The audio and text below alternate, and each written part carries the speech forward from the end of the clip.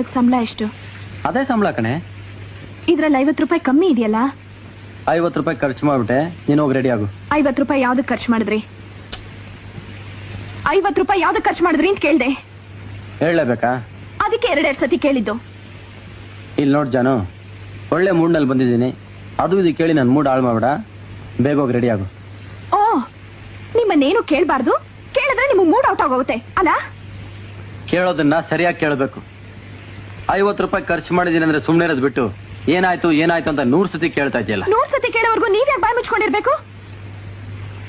ಸಂಬಳನ್ ಹಾಗೆ ತಂದ್ಕೊಟ್ಟು ಖರ್ಚಿಗೆ ಬೇಕು ಅಂತ ಕೇಳಿ ತಗೊಳ್ಳೋದು ತಾನೆ. ನಾನು ಗಂಡ್ಸು, ಸಂಪಾದನೆ ಮಾಡೋನು ನಾನು, ಖರ್ಚು ಮಾಡೋ ಅಧಿಕಾರನೂ ನನಗಿದೆ.